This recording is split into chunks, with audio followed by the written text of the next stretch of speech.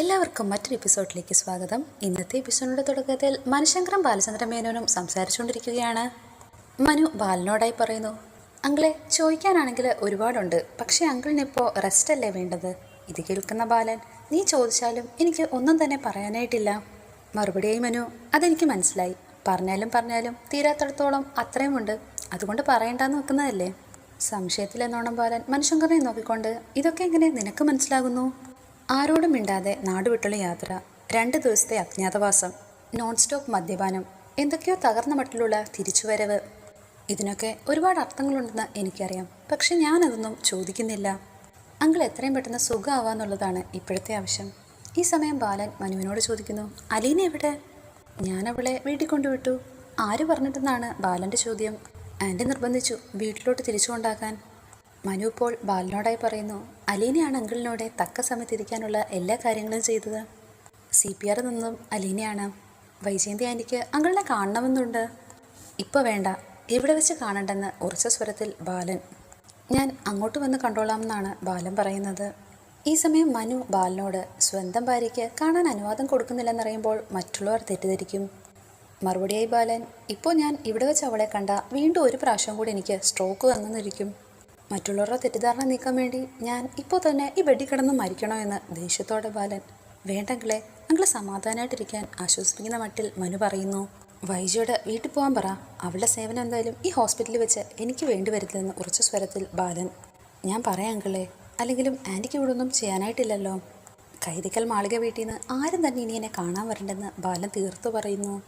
അങ്കിളെ, അപ്പോൾ ഞാൻ വന്നതും തെറ്റായിപ്പോയെന്ന് ബാലനോടായി ചോദിക്കുമ്പോൾ, നിനക്ക് മാത്രം ഏത് സമയത്തും എന്നെ വന്ന് കാണാം. ബാലചന്ദ്രനെ കണ്ട ശേഷം മനുശങ്കർ വൈജയുടെ അടുത്തേക്ക് വന്നിരിക്കുകയാണ്.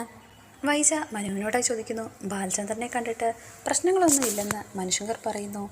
സംസാരിച്ചോ എന്ന് വൈജ തിരക്കുന്നു. എന്താണ് പറഞ്ഞതെന്നാണ് വൈജയ്ക്ക് അറിയേണ്ടത്. എന്നോട് പ്രത്യേകിച്ചൊന്നും അങ്കിള് പറഞ്ഞില്ല, പക്ഷേ എന്തോ ഒരു ഷോക്ക് അങ്കിളിൻ്റെ മനസ്സിൽ കിട്ടിയിട്ടുണ്ട്. ആളാകെ മാറിയിരിക്കുന്നു. വളരെ സ്ട്രെയിഞ്ച് ആയിട്ടുള്ളൊരു സംസാരം. ഇങ്ങനൊന്നും അല്ലായിരുന്നു മുമ്പ് അങ്കിൾ. വൈജി ഇപ്പോൾ ചോദിക്കുന്നു, എല്ലാവരോടും ദേഷ്യമാണോ? മറുപടിയായി മനു, മൊത്തത്തിലൊരു മടുപ്പ് വന്ന മട്ടാണ്. ആൻറ്റിയോടാണ് അല്പം ദേഷ്യം കൂടുതലുള്ളതെന്ന് മനു. ഞാൻ എന്നാ ചെയ്തിട്ടാന്ന് വൈജി ചോദിക്കുമ്പോൾ, അതെന്താണെന്ന് പതിയെ നമ്മൾക്ക് മനസ്സിലാക്കാൻ പറ്റൂ.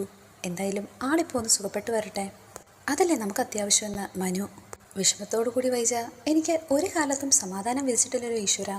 വൈജ തുടരുകയാണ്, ആ പോക്ക് പോകേണ്ടേയും ഇപ്പോൾ ഈ കിടപ്പ് കിടവേണ്ടേയും വല്ല ആവശ്യമുണ്ടായിരുന്നോ? മറ്റുള്ളവരെക്കുറിച്ച് വല്ല ചിന്തയുണ്ടായിരുന്നെങ്കിൽ ഇങ്ങനെയൊക്കെ ചെയ്യുമോ? എന്നെ നോക്കണ്ട, മക്കളുടെ ആരെങ്കിലും ആലോചിക്കണ്ടേ? ഇത് കേൾക്കുന്ന മനു, ആൻറ്റി ഇങ്ങനെ ടെൻഷനാവുന്നതുകൊണ്ട് പ്രത്യേകിച്ച് ഒരു ഗുണവും ഇല്ല. അത്രമാത്രമേ ഇപ്പോൾ എനിക്ക് പറയാനായിട്ടുള്ളൂ. ഈ സമയം ബാലചന്ദ്രൻ്റെ വീട്ടിലെ ഡൈനിങ് ഹാളിൻ്റെ അരികിലേക്ക് വരികയാണ് രോഹിത്. അവിടെ തന്നെ അലീനയുമുണ്ട്. നിനക്ക് വേണമെങ്കിൽ ഞാൻ ഭക്ഷണം എടുത്തു തരാമെന്ന് അലീന പറയുന്നു. മറുപടിയായി രോഹിത്, നീ എനിക്ക് വേണ്ടി ഒരു കോപ്പ് എടുത്തു തരണ്ടെന്ന് അലീനയോട് പറയുന്നു. അലീന തുടരുകയാണ്, നിനക്ക് വേണ്ടിയൊന്നും ഞാൻ സ്പെഷ്യലായിട്ട് ഉണ്ടാക്കിയിട്ടില്ല, ഉള്ളത് വേണേൽ എടുത്തു തരാം. ദേഷ്യത്തോടെ രോഹിത്, നീ നിന്റെ കാര്യം നോക്കിയാൽ മതി, എന്നെ ഉലത്താൻ വരണ്ടെന്ന് പറഞ്ഞ് സ്വന്തം മുറിയിലേക്ക് കയറിപ്പോകുന്നു. ഈ സമയം ഹോസ്പിറ്റലിൽ നിന്ന് തിരിച്ചു വന്നിരിക്കുകയാണ് വൈജ. വന്നപാടെ ദേഷ്യത്തോടെ അലീനയോട് ചോദിക്കുന്നു, നീ രോഹിത്തിൻ്റെ കാര്യം ബാലേന്ദ്രനോട് പറഞ്ഞിട്ടുണ്ടായിരുന്നോ? ഞാൻ പറഞ്ഞിട്ടില്ലെന്ന് അലീന പറയുന്നു. എൻ്റെ അടുത്ത് കള്ളം പറയല്ലെന്ന് പറഞ്ഞ് വിരട്ടാൻ ശ്രമിക്കുകയാണ് വൈജ. ഞാനത് പറഞ്ഞെങ്കിൽ അത് സമ്മതിക്കാനുള്ള ധൈര്യവും എനിക്കുണ്ടെന്ന് അലീന പറയുന്നു. ഇത് കേൾക്കുന്ന വൈജ, അതെനിക്ക് പണ്ടേ മനസ്സിലായതാണ്, നീ തൻ്റെ ഇടക്കാരിയാണെന്ന്. ഇവിടുന്ന് കിട്ടിയതാണ്, ഇവിടെ വരുന്നതുവരെ ഞാൻ ഇങ്ങനെ അല്ലായിരുന്നു എന്ന് അലീന. എന്തായാലും രോഹിത്തിൻ്റെ കാര്യം ബാലേന്ദ്രൻ അറിഞ്ഞിട്ടുണ്ട്.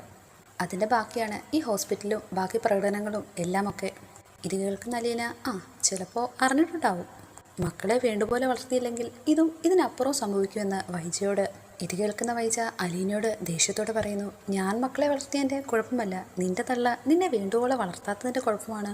അലീന ഈ സമയം വൈജയോടായി പറയുന്നു, എൻ്റെ തള്ള എന്നെ വളർത്താത്തതുകൊണ്ട് എനിക്ക് യാതൊരുവിധ ദോഷവും സംഭവിച്ചിട്ടില്ല, മറിച്ച് ഗുണം മാത്രമേ വന്നിട്ടുള്ളൂ. ദേഷ്യത്തോടെ വൈജ അലീനയോട് പറയുന്നു, എന്തായാലും കൊള്ളാം, ആണുങ്ങളെ വളയ്ക്കാനായിട്ടുള്ള നിന്റെ എടുപ്പും നടപ്പും എല്ലാം. ഇത് കേൾക്കുന്ന അലീന ദേഷ്യത്തോടെ, ഞാൻ അങ്ങനൊന്നും ചെയ്തിട്ടില്ല, എന്താ മാഡം അങ്ങനെയൊക്കെ ആയിരുന്നോ?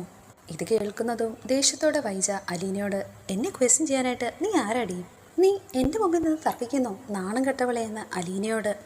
നീ കുടുംബത്തിലോട് നിന്റെ തൃപ്പാത എടുത്തു വെച്ച അന്ന് തൊട്ട് ഈ കുടുംബത്തിൻ്റെ നാശമാണെന്ന് പറയുന്നു. നീ ഒറ്റൊരുത്തി കാരണമാണ് ബാലേന്ദ്രന് ഹാർട്ട് അറ്റാക്ക് വന്നതെന്ന് വൈജ തീർത്തു പറയുന്നു. നീ വന്ന ശേഷം എൻ്റെ കുടുംബത്തിലെ ആമ്പിള്ളേർ പോലും വഷളായിപ്പോയി. ഇത് കേൾക്കുന്ന അലീന വൈജയോട്, സാർ ഇങ്ങോട്ടൊന്ന് വന്നോട്ടെ, ഞാൻ സാർ വന്നിട്ട് ചോദിച്ചോളാം ഞാൻ കാരണമാണോ ഹാർട്ട് അറ്റാക്ക് ഉണ്ടായതെന്ന്. എന്തായാലും അത് അറിഞ്ഞിട്ട് ഞാൻ ഇവിടുന്ന് പോകുന്നുള്ളൂ.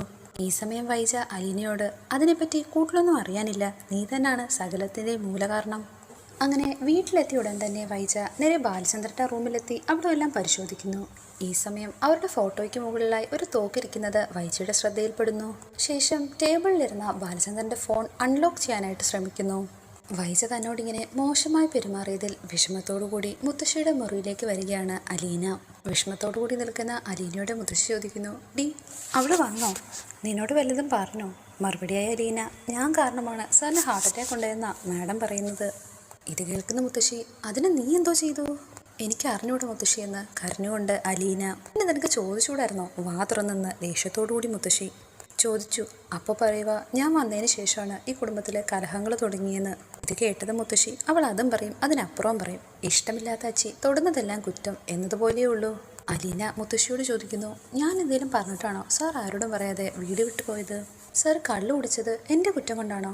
അങ്ങനെയും പറഞ്ഞു വൈജയെന്ന് മുത്തശ്ശി ചോദിക്കുന്നു. ഞാൻ രോഹിത്തിൻ്റെ കാര്യം സാറിനോട് പറഞ്ഞു കൊടുത്തെന്നും സ്വന്തം മകൻ എന്നോട് ഇങ്ങനെയൊക്കെ ചെയ്തല്ലോ എന്നോർത്ത് വിഷമിച്ചിട്ടാണ് സാർ ഇവിടെ നിന്ന് ഇറങ്ങിപ്പോയെന്നാണ് മാഡം പറയുന്നത്. ഇത്രയും കേട്ട ശേഷം മുത്തശ്ശി, എന്നാലും എങ്ങനെ ഇത്രയൊക്കെ വളച്ചൊടിച്ചൊരാൾക്ക് പറയാൻ കഴിയുന്നത്? മറുപടിയായി ഞാൻ പറഞ്ഞു, എന്നാൽ സാറ് വരട്ടെ, സാറിനോട് ഞാൻ നേരിട്ട് ചോദിക്കാമെന്ന്, എന്നിട്ടേ പോകുന്നുള്ളൂ എന്ന് ഞാൻ പറഞ്ഞു. ഇത് കേൾക്കുന്ന മുത്തശ്ശി, അതെന്തായാലും നന്നായി. അലീന മുത്തശ്ശിയോടായി പറയുകയാണ്, ഞാൻ ഇത്രയും കാലം വിചാരിച്ചിരുന്നത് ഓരോ വീടുകളിലും താമസിക്കുന്ന ആളുകളെല്ലാവരും തന്നെ വളരെ ഭാഗ്യം ചെയ്തവരാണെന്നാണ്. അച്ഛനമ്മമാരെയും അവരുടെ മക്കളെയൊക്കെ ഒരുമിച്ച് കാണുമ്പോൾ ഭയങ്കര കൊതിയാകും. ഓരോ കുടുംബവും ഓരോ സ്വർഗമാണെന്ന അപ്പോൾ എൻ്റെ വിചാരം. ഇപ്പോൾ എനിക്ക് മനസ്സിലായി, ഓർഫനേജിലെ ജീവിതം എത്ര ഭേദമോ. ഉണ്ണാനും ഉടുക്കാനും ഇല്ലാത്തതിൻ്റെ വിഷമം മാത്രമേ ഉള്ളൂ. അലീന മുത്തശ്ശിയോട് പറയുകയാണ്, അത് ഞങ്ങളുടെ സ്വർഗമായിരുന്നു മുത്തശ്ശി. പ്രജിത മമ്മിയെപ്പോലൊരു അമ്മയെ കിട്ടിയത് ഞങ്ങളുടെ ഭാഗ്യമായിരുന്നു. ഇതെല്ലാം കേട്ട ശേഷം മുത്തശ്ശി അലീനയോട് പറയുകയാണ്, ഇപ്പോൾ ഈ വീടൊരു നരകം പോലെയായി. പൈസ മാത്രം മനസ്സ് വെച്ചാലേ ഇതിനി നേരെയാകൂ. ഞാൻ ആംബുലൻസ് വിളിച്ച് സാറിനെ ഹോസ്പിറ്റലിൽ എത്തിച്ചതുപോലും മാഡത്തിന് വലിയ നാണക്കേടായിപ്പോയി. ഇത് കേൾക്കുന്ന മുത്തശ്ശി, വേറെ ആരാണെങ്കിലും രക്ഷിച്ചതിൻ്റെ നന്ദി കാണിക്കേണ്ടതല്ലേ? അലീന മുത്തശ്ശിയോട്, സാർ ഹോസ്പിറ്റലിൽ നിന്ന് തിരിച്ചു വന്നാലും ഒന്നും ശരിയാവത്തില്ല മുത്തശ്ശി. മാഡം എല്ലാം തന്നെ നശിപ്പിക്കും, എല്ലാവരെയും കുഴപ്പത്തിലാക്കും. പിറ്റേ ദിവസം രാവിലെ മനുഷ്യങ്ങളുടെ ഫോണിലേക്ക് വിളിക്കുകയാണ് കമല. ഫോൺ എടുത്തതും മനുവിനോടായി, നീ ഇപ്പോൾ എവിടെയാ? ഹോസ്പിറ്റലാണെന്ന് മനു പറയുമ്പോൾ രാത്രി മൊത്തം നീ അവിടെ ആയിരുന്നോ എന്ന് കമല ചോദിക്കുന്നു. അതെ, ഞാനിവിടെ ആയിരുന്നു. എന്താ ചോദിച്ചതെന്ന് മനു. അപ്പോൾ അവിടെ വൈജ ഇല്ലായിരുന്നു എന്നാണ് കമലയ്ക്ക് അറിയേണ്ടത്. എന്തിനാ 2 ബൈസ്റ്റാൻഡർ, ഒരാൾ പോരെയെന്നാണ് മനുവിൻ്റെ മറുപടി. ഇത് കേൾക്കുന്ന കമല, അതാണ് ഞാനും ചോദിക്കുന്നത്. വൈജ ഉള്ളപ്പോൾ നീ ഉറക്കം ഒളിച്ച് ഹോസ്പിറ്റലിൽ കാവലിരിക്കണോ? മനു കമലയോട്, രാത്രിയല്ലേ അമ്മേ, എന്തേലും ഒരു അത്യാവശ്യം വന്നാൽ ഓടാൻ ആരെങ്കിലും വേണ്ടേ? ആൻറ്റിയെ കൊണ്ട് എന്ത് ചെയ്യാനായിട്ട് പറ്റും? ദേഷ്യത്തോടു കൂടി കമല ബാലേന്ദ്രനെ നോക്കാനായിട്ട് ഡോക്ടർമാരും നഴ്സുമാരും ഒക്കെ ഇല്ലേ അവിടെ? വൈജയ്ക്ക് അവിടെ അപ്പോൾ വെറുതെ ഇരുന്നാൽ പോരെ? പെട്ടെന്ന് ഇവിടെ ഇപ്പോൾ ഇല്ലാത്തൊരു മെഡിസിൻ മേടിക്കേണ്ടി വന്നാൽ ആൻറ്റി എന്തോ ചെയ്യും? അവൾ കാറും എടുത്ത് പൊക്കോളത്തില്ലേ? അവൾക്ക് രാത്രിയും പകലും ഒന്നും ഒരു പ്രശ്നമില്ലെന്നാണ് കമല പറയുന്നത്. ഇത്രയും കേട്ടിട്ട് നിവൃത്തിയില്ലാത്തവണ്ണോണം മനുശങ്കർ കമലയോട് ചോദിക്കുന്നു, അമ്മയ്ക്കിപ്പോൾ എന്താ വേണ്ടത്? വൈജാൻറ്റിയെ പിടിച്ച് ഇവിടെ കൊണ്ട് നിർത്തണോ? എടാ, അവക്കും ഇല്ലേ മക്കള്? രോഹിത്തിന് ഹോസ്പിറ്റലിൽ വന്ന് നിന്നൂടെ? ഇതിപ്പോൾ കടപ്പാട്ടൂരിലെ ബാലേന്ദ്രമേനോൻ ഹോസ്പിറ്റലിൽ നിന്നാലും ശുശ്രൂഷിക്കാൻ നീ മാത്രമേ ഉള്ളൂ. ഇവിടുത്തെ വേലക്കാരിയാണ് ഹോസ്പിറ്റലിൽ കിടക്കുന്നതെങ്കിലും നീ തന്നെ കൂട്ടിരിപ്പുകാരൻ. നീ കടപ്പാട്ടുകാരുടെ ബൈസ്റ്റാൻഡർ ഉദ്യോഗം ടെൻഡർ എടുത്തേക്കുവാണെന്ന് കളയാക്കിക്കൊണ്ട് കമല ചോദിക്കുന്നു. ഇത് കേൾക്കുന്ന മനുഷ്യങ്കർ, അത് കൊള്ളാലോ, ആ ഉദ്യോഗം എനിക്ക് ഇഷ്ടപ്പെട്ടു. അമ്മയ്ക്ക് ഇത്രയ്ക്കൊക്കെ ഹ്യൂമർ സെൻസ് ഉണ്ടോ? ഇത്രയും പറഞ്ഞ ശേഷം കമല, എടാ നീ ആ ഹരിയെ, അത്രയും പറഞ്ഞുകൊണ്ട് തന്നെ അത് നിർത്തുന്നു. അമ്മ എന്താ പറഞ്ഞു വന്നത്? ഞാൻ ഹരിയെ കണ്ടു പഠിക്കണമെന്നാണോ? മനുശങ്കർ കമലയോട് ചോദിക്കുന്നു. കമല മനുവിനോട് പറയുന്നു, എടാ ചെറുക്ക, നീ അവിടെയുള്ള ആരെങ്കിലും അവിടെ പിടിച്ച് നിർത്തിയിട്ട് ഇവിടെ വന്ന് കിടന്ന് ഉറങ്ങാൻ നോക്ക്. വിശക്കുമ്പോൾ എന്തെങ്കിലും ഭക്ഷണം കഴിക്കുക. ബാലചന്ദ്രങ്ങളിന് ഇപ്പോൾ എങ്ങനെയുണ്ടെന്ന് അമ്മ ഒരു വാക്ക് പോലും ചോദിച്ചില്ലല്ലോ എന്ന് മനു. കേൾക്കുന്ന കമല, എന്തായാലും അങ്ങേര് ചത്തുപോകത്തൊന്നുമില്ലല്ലോ. പുള്ളിക്കാരൻ എഴുന്നേറ്റ് നടന്നു പോന്നോളൂ വീട്ടിലേക്ക്.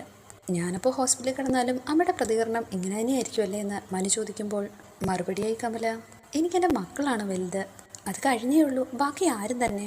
ശരി എന്നാൽ അമ്മ ഫോൺ വെച്ചു എന്ന് പറഞ്ഞ് മനു കോള് കട്ട് ചെയ്യുന്നു. ഈ സമയം അലീന ഓരോ ജോലികൾ വീട്ടിൽ ചെയ്തുകൊണ്ടിരിക്കുകയാണ്. അന്നേരമാണ് ബബിത കോൾ ചെയ്യുന്നത് അലീനയുടെ ശ്രദ്ധയിൽപ്പെടുന്നത്. തൻ്റെ ഫോൺ സംഭാഷണം ആരും കേൾക്കാതിരിക്കാൻ അല്പം മാറി നിന്ന് സംസാരിക്കുകയാണ് ബബിത.